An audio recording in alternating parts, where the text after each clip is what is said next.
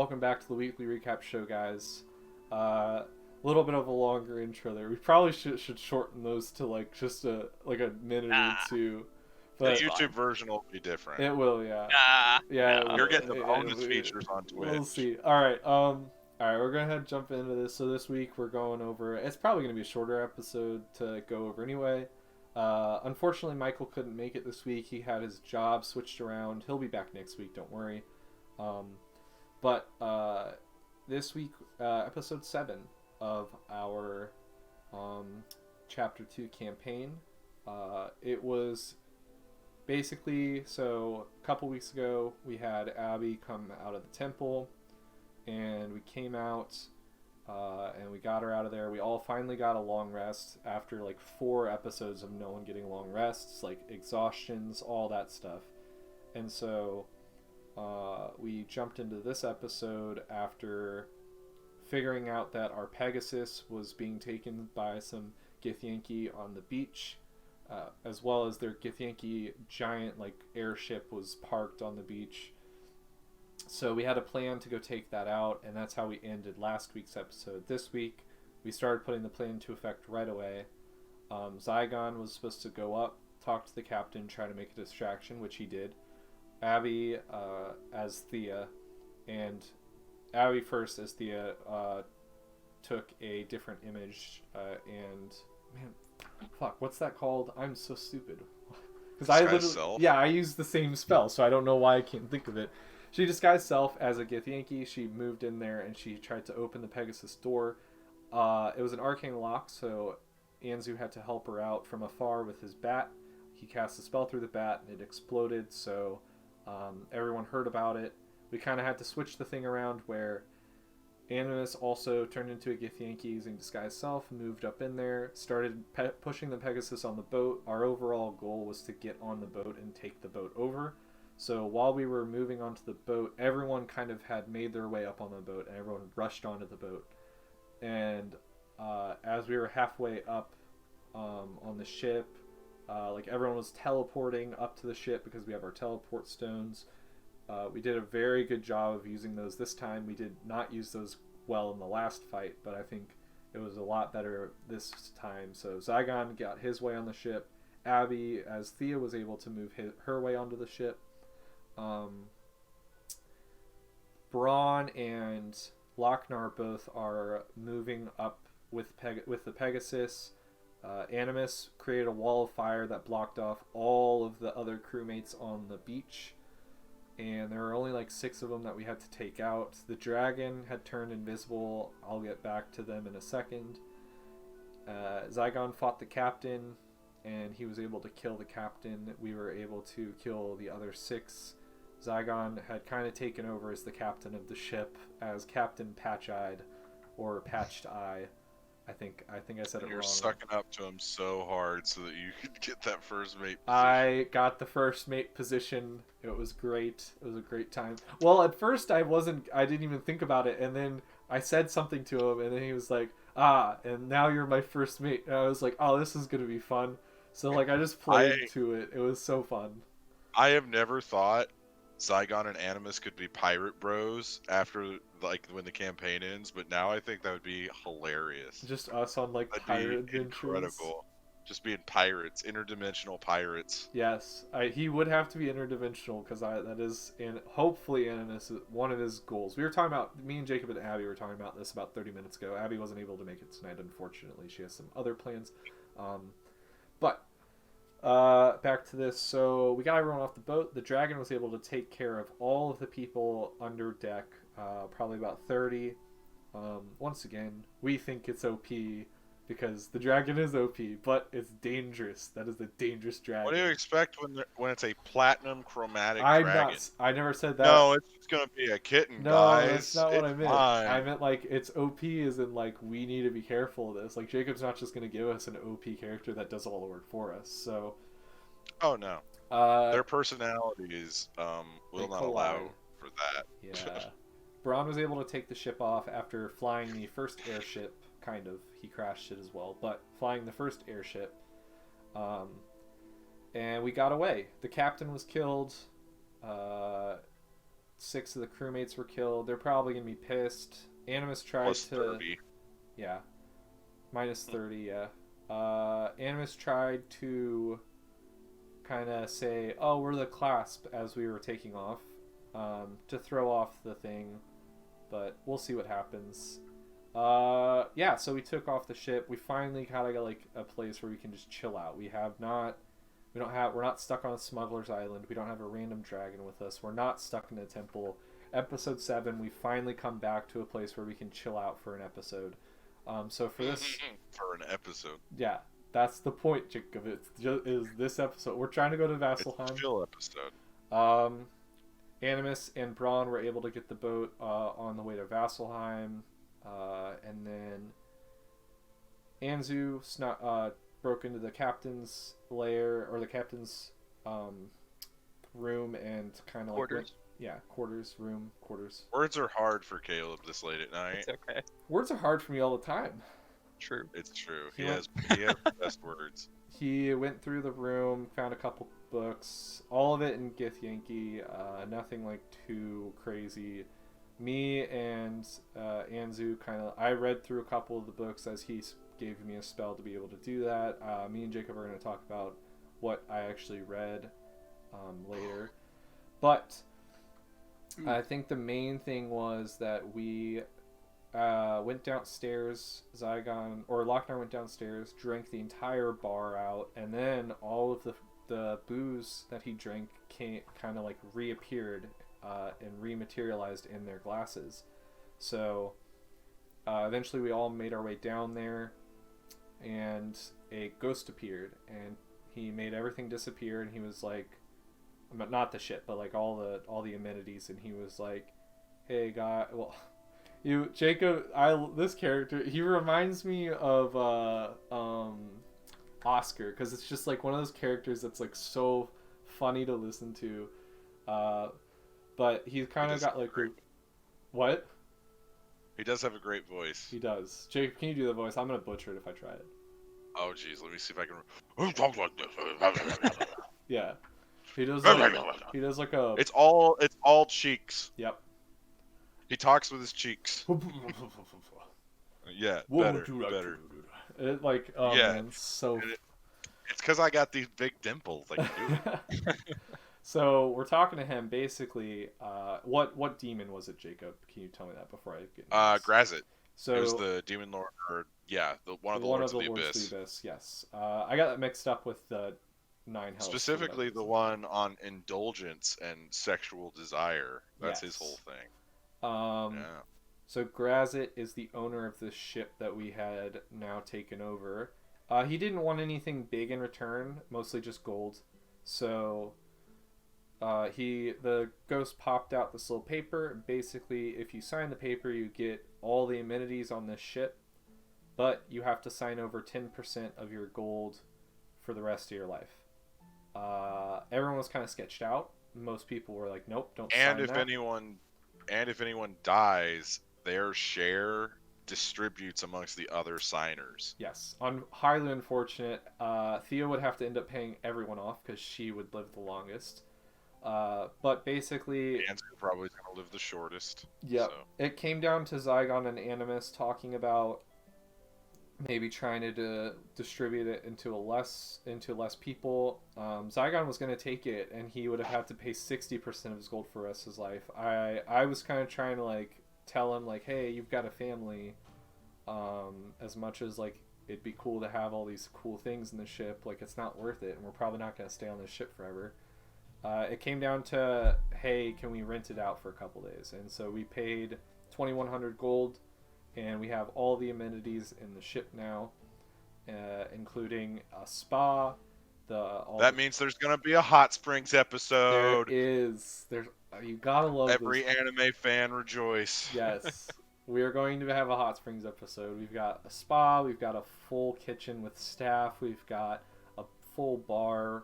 We've got all the rooms available to us. So. Going to be really fun to go through that. We ordered our dinners and everything for the night. I just was having fun and did a giant, stupid, like expensive vegan buffet.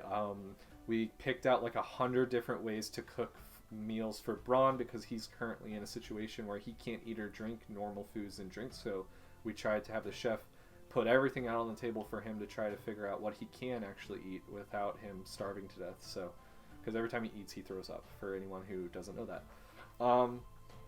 Same with drinking water. Yeah, drinking water doesn't work either. So he has to figure something out. Everyone else, okay, got like orders in. There was a giant lamb leg that Zaigon and Lochnar both had.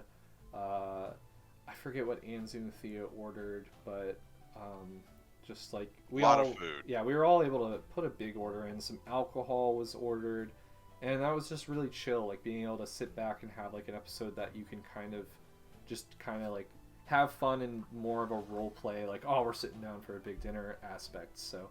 We ended it there, though, as Braun came down to start trying all his food, because that is... Mainly because we don't want to play without that part without Michael being there. Michael should probably be there while his character's figuring out what he can and can't eat. And also, it was the end of our night anyway, so it was a good place to stop for Braun to be able to figure out what he can and can't eat. Oh, and we also ordered meat for the dragon with gold flakes on top of it, because the dragon also eats gold, so might as well. We can go ahead and jump into some discussion. Very chill episode once again. So, Zach, what do you have for us? Yep, Let's hear those crazy notes. I got 2 things. So I have 4 things, but we talked about 2 of them. So one thing was the Zaigon being a captain. Heck yeah, he's the captain. That was pretty cool. He's the captain. He used that line too. And then, mentioning the whole deal with Lord Grazit. Yeah. Yeah. We can talk about that a little more. Okay, yeah. Go for it. Jacob, Start so did you expect any of us to take that deal? Oh, Zaigon. Did you think he was going to take it even with 60%? Because it doesn't help him out. He was going to. If you didn't stop him, he would have. Yeah, it's true. Which I think is fun. One thing that I'm starting to really notice about you guys is you're starting to play with each other's characters better. Yeah. So like Zaigon doesn't really have a conscience. He just kind of does what he wants. Yeah, Zygon's still like doesn't have his full memory. He's got a family, but like it's not like on the forefront of his mind all the time. Animus, I mean, I'm trying to play him as like he has been played. Like I'm really just trying to get as much as I can out of the world to be able to take out some very powerful people. And so making a deal with a demon way back in chapter 1, I mean, becoming one of the demon boys, that was one of the things. And it's a fun meme, and it also goes along with our stories. But at the same time, when Zaigon was going to make a deal with another demon just for gold, I was like, this guy needs to not do this. And I was gonna take his place because like I don't really know if Animus needs a ton of gold all the time in his life. I don't think he's trying to strive to be the richest. Mainly person. To buy materials for your spells. We need to get better at putting money in for materials as well, because I think some of us just use a spell and like we just forget like, oh, that spell actually costs like a diamond or something. Well, so yeah, to elaborate on that, because I know that some people are kind of like, why aren't they using spell components? So you got to remember, a lot of these are new players. It's just how it is. And so I don't want them to be like, oh man, I forgot to buy fur, because I think that kind of it inherently stops the game. So I'm playing, I don't remember if this is in the main rule book or if this is a house rule that I saw somewhere. But basically, if they have the money gets exhausted for that component. It's a house rule in the overall, like, because there's some spells that you can swap out gold for the spell instead of like, in the book there are some spells that allow you to do that, but I just do it with everything because like I don't want my players to be like, well, I could do this really cool thing, but I forgot to buy that Quail's quill at the last store. So like, I don't want to punish people for having to make a list. I think if like that character is actually in a real world, I think they would go buy that anyway, and they wouldn't be like, I forgot it, you know? Exactly. And I mean, like, specifically, like, for Thea, she has to prepare her spells every day, so she doesn't know what she's going to use all the time. So she might get a spell, she might find a spell that she's like, oh, this is a really good spell, but I don't have this thing because I didn't know I would need it. Yeah. So I am more than happy with you guys spending your money in replacement. I usually try, because I have a list of, like, on my character sheet of components specifically for spells. I know that there's one that's called Awaken. I can awaken a tree as an int, basically, or a treant in D&D. It costs a 1,000 gold diamond, and I just have that sitting in my components because I bought it. I was like, this is a cool spell. I'll probably use it at some point. But I mean, that's also me saying, like, I think the only two people we could say would ever remember about, like, this kind of thing would be me or Abby, because we've watched so much D&D and we have become a lot more indulged in, like, how the rules work and stuff like that. So buying components. Yep, my little rules lawyers. We have components pouches too, though. We have bought components pouches. Yeah, exactly. Those should have. That's usually one of the house rules I really like is components pouches always have every component. Like, you don't have to go out of your way to, like, go buy a certain component. Like, it has every component that doesn't cost a large amount of gold. That's usually how I like what I listen to in some of the campaigns I've watched. So, all right, Zach, hit us with those 2 questions. All right, cool. So, back it up a little bit. The heist. I'm gonna call it a heist because it felt like a heist. it was a heist. Taking the ship. It didn't really go to plan. And kind of when that lock exploded, I think just shit hit the fan and it was pure chaos. I just kind of want to hear your guys' thoughts on that. Oh, I love it. I absolutely love it. Because, like, I love watching my players be like, oh, if we do this, and then we can do this, and then if we do this, we do this. And it's like, yeah, but you forgot something very simple. Thieves know how to not get stolen from. So, I don't know. I just think it's fascinating because, like, you guys need to plan when I am not there.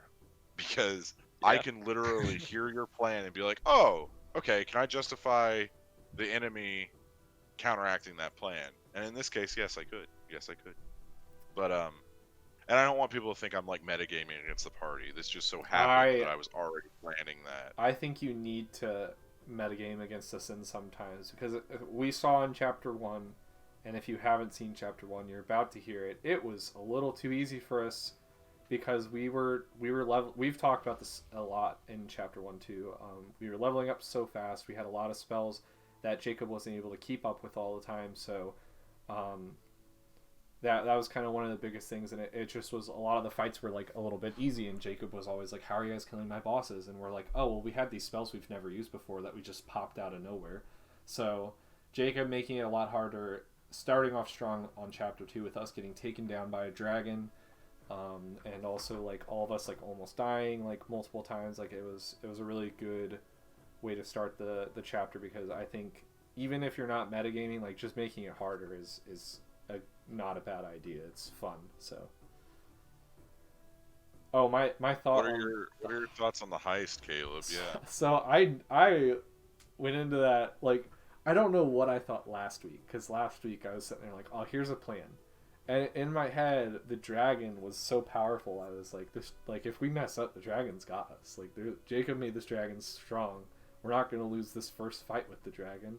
That dragon's going to take everyone out if we mess up. So I think we made like 3 plans last week. And I was just like, yep, that's the plan. And then when we came into this week, I was like, this doesn't seem smart. This doesn't seem like a good idea or that it'll work at all. But I guess we're just going for it. Like, that was kind of my thoughts. I was like, I don't know if this actually is going to work. I just know that we're going to get on that boat, or somehow we're going to get our Pegasus. And that was it. So I'll also say that Zaigon had a really unfortunate roll, because he rolled like a natural 19 on deception, and I rolled a natural 20 on insight. Nothing you can do there. Like, there's nothing you can do there. And literally, if I had rolled any other number, he would have been fine. And that's where the plan started to evolve for me, because they're relying on Zaigon to distract these people, and he literally, like, gets arrested basically immediately. It was more just for And, distraction and trying to get Peggy out. I mean, it worked out well. I think if I hadn't put up that wall of fire, I thought about that last minute, then we would have been in a lot bigger issue because we would have all Oh, yeah, you 60 would have of had a those problem. guys. But Yeah, you would have a luckily, problem.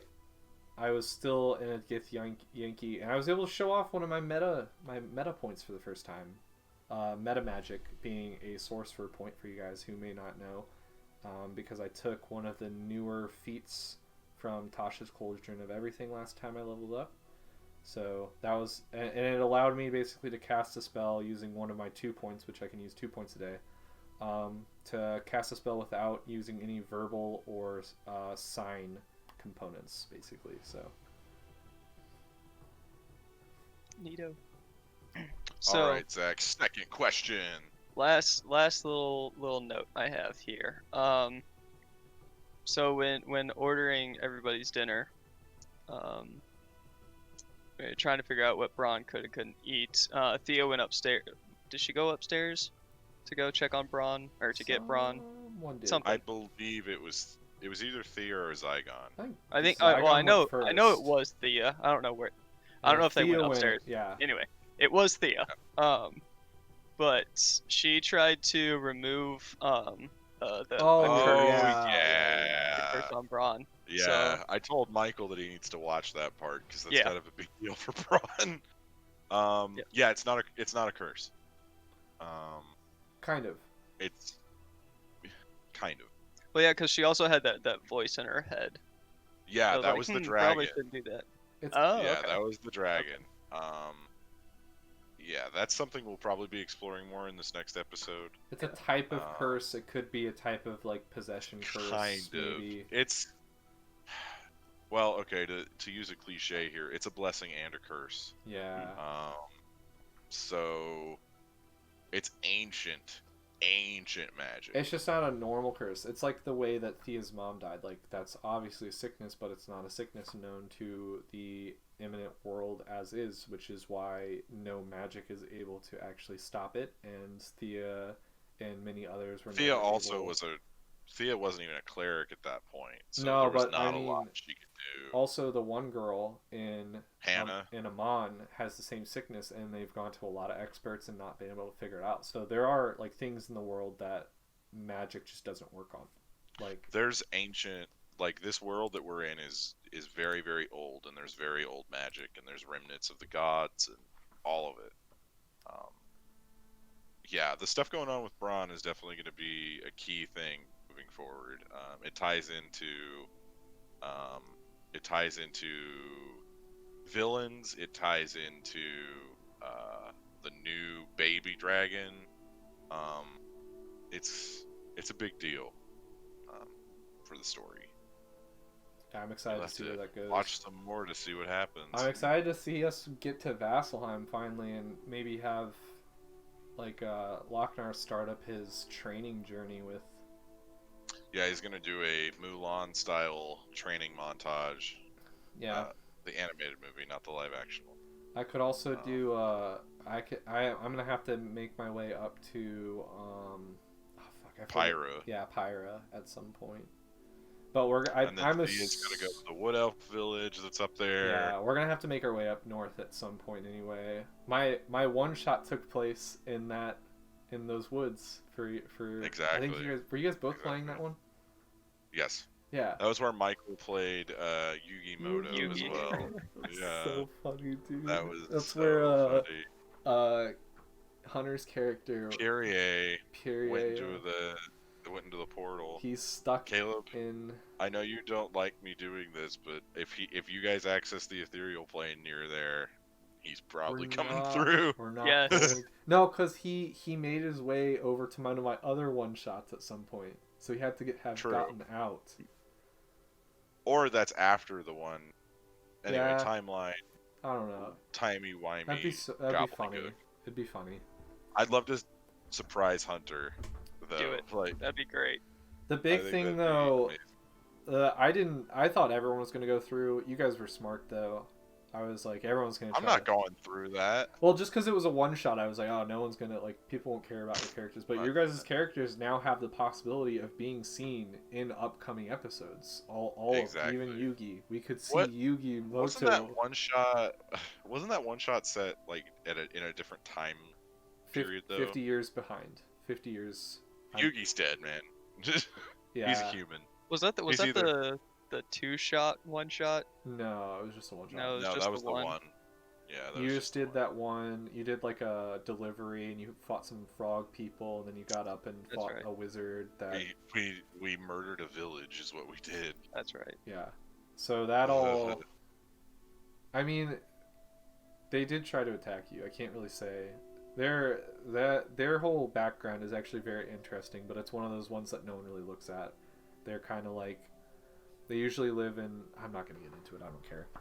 Basically, they're. Wow, says people don't look into it, then goes on to say, I don't care. Well, I looked into it, and they're very interesting. Like they have like a main king and everything, or like a ruler of their village, and they have like their whole like outsourcing, but they're also very weak. Like if they got in that fight, realized they couldn't win, and then just kind of let you guys pass through. Usually they're scavengers, though. They want to be able to take everything they can from people who get through, unless someone's like too strong or something. So. But yeah, it'll be cool to see you, us going up through Vasselheim. We haven't been back to That'll White. probably be like the next like 3 months of the campaign, in all honesty, with the way things are moving. We haven't gotten to any of the one shots that any of us have done, other than the Onoa one that Michael ran. We had that, and then that was very much like it was just all the fight. same location. Yeah. And it had nothing, like, I didn't bring anything from what he did into that, and like I have brought in Sheldon. Good old Sheldon. Yeah, the giant statue of him. Yeah. Yeah, that I did do. That's our first because remnants. I love that character. Our first remnants Oh. of a one shot.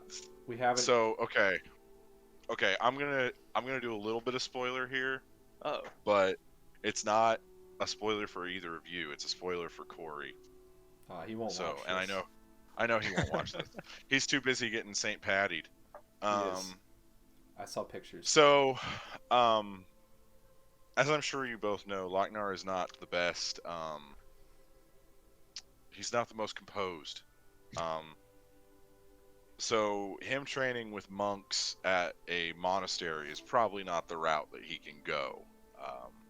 I guess this isn't really spoilers. This is more me talking in vague terms. But there is a school of we monk talked about this. that uses the ability to be drunk to quite an advantage. The drunken just so master. It just so happens that Sheldon's temple are drunken masters. So maybe Lochnar will be trained by a bunch of drunk turtles. That would be so funny. Oh my gosh. Well, we have a few one shots. I'm not gonna say a lot. We have a few one shots or just other parts of our campaign that will make their way back into our campaign at some point. We just haven't gotten to them. We had one in Whitestone. That was the first one shot I think I ever ran. It's so long since you guys went to Whitestone. It's That's- been almost a year That's since you guys way went up to Whitestone. where we still have to take out that dragon that's like up in the mountains there, and that's where their characters died. That I purposely 100% Not Traxxar. Traxxar! I 100%. I won't want to say I fully railroaded that episode. You did. But You I did. railroaded them hard. It's not always I bad love to railroad, but in this. In a one shot, it's fine. Yeah, in a one shot, railroading's not the biggest deal, but in a campaign, you definitely don't want to railroad. It's not the best thing. So for those people out there that don't know what railroading is, would I got one of you care to explain? Okay, so railroading is basically the DM has a story that they want to tell, and no matter what the players do, that story's getting told. So, for example, with Caleb's thing, he had us go up against a white dragon when we were like level 4? 5? Level 5. You're not supposed to fight a dragon when you're that low. So it instantly KO'd Abby and I believe Brady's characters. Mm-hmm. And and I didn't go up there because I was like, because DM, game respecting game, I saw what he was doing, and I was like, well, you're not railroading me, Buster. So I snuck by an army of kobolds, and now Traxar is in the main story, mainly to mess with Caleb. Oh no! If you guys were gonna live, you guys were gonna live. I just knew it was if people wanted. Very unlikely. Yeah, it was an unlikely thing, but you made your way out. I mean, Heck yeah. that was the good thing about That's being the beauty. rogues. That was one of the reasons I made you guys rogues. So, well, we'll see more of that coming up. We have the next episode coming this next Sunday, episode 8. We will be back for that. Me and Jacob have been having conversations on figuring out a way to get the full chapter 1 recap done because no one's really had time to work on that in the past month or so. So we'll get back to you guys on that next week in the weekly recap. Maybe even have made progress on actually editing it. So, but thanks you guys so much for watching. Check us out on all the social medias. Check us out on YouTube and make sure to watch our episodes on Sunday nights. Thanks, guys.